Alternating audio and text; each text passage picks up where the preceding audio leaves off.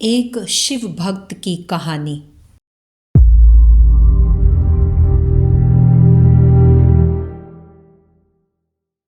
महाशिवरात्रि का व्रत फागुन कृष्ण चतुर्दशी को होता है और इस दिन शिवजी की पूजा बड़े धूमधाम से की जाती है। इस व्रत की कथा इस प्रकार कही जाती है। प्रत्यंत देश में एक बहेलिया रहता था जो प्रतिदिन जीवों को मारकर अपने परिवार का पालन करता था। उस पर एक साहूकार का कुछ रुपया कर्ज था जिसे समय पर न चुका सकने के कारण उसे एक शिव मंदिर में बंद कर दिया गया। उस दिन फागुन कृष्ण तेरस थी।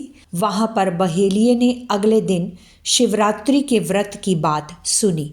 दूसरे दिन साहूकार ने ऋण चुकाने का वायदा कराकर उसे छोड़ दिया। वह अपने धंधे के लिए जंगल में गया पर उसे कोई शिकार न मिला। सायंकाल के समय भूख से व्याकुल होकर वह एक बेल के पेड़ के ऊपर चढ़ गया और बेल के पत्ते तोड़कर नीचे गिराने लगा। वहां शिवजी की एक मूर्ति स्थापित थी और वे पत्ते अनायास उस पर चढ़ने लगे। पेड़ पर बैठे बैठे उसने देखा कि एक गर्भवती हिरणी मंद गति से उसी पेड़ के पास वाले तालाब की तरफ आ रही है। बहेलिया ने उसे मारने के लिए धनुष पर बाण चढ़ाया। इस पर हिरणी ने कहा कि मैं गर्भवती हूँ और बच्चा पैदा होने का समय भी आ चुका है, अतः तुम मुझे इस समय छोड़ दो। मैं बच्चे को उसके पिता को सौंपकर शीघ्र ही तुम्हारे पास आ जाऊंगी।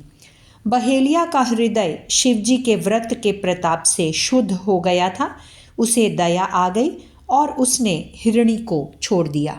आधी रात बीतने पर एक दूसरी हिरणी दिखलाई दी।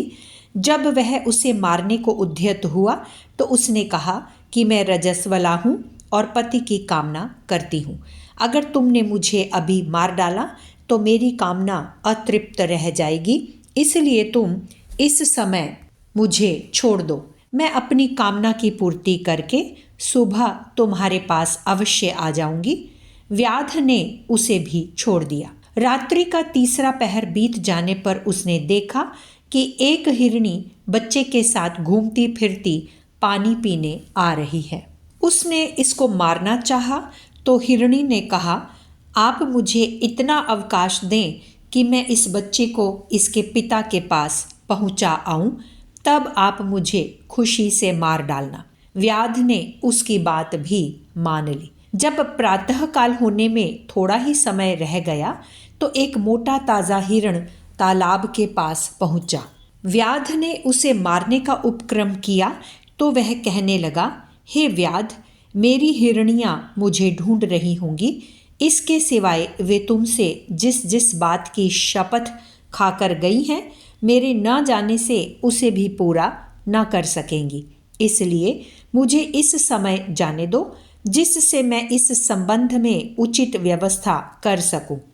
आज की घटना से तथा शिवरात्रि के प्रभाव से व्याध कुछ आश्चर्य में पड़ गया था और उसने हिरण को भी जाने दिया। थोड़ी ही देर बाद वे तीनों हिरणी और हिरण उसके सामने उपस्थित हो गए, परंतु अब उसके विचार बदल गए थे और उसने उनको वापस लौटा दिया।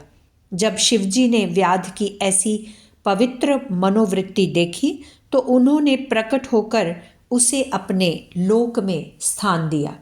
पुस्तक त्योहार और व्रत, लेखक पंडित श्री राम शर्मा आचार्य। आप सभी को महाशिवरात्रि के पावन पर्व की हार्दिक शुभकामनाएं। अगर आपको हमारी यह वीडियो पसंद आई हो तो इसको लाइक करें, कमेंट और शेयर ज़रूर करें और हमारे YouTube चैनल ऋषि चिंतन को सब्सक्राइब भी कर लें। साथ ही बेल आइकन को भी दबाएं ताकि आपको आने वाली वीडियोस की नोटिफिकेशंस मिलती रहें। धन्यवाद।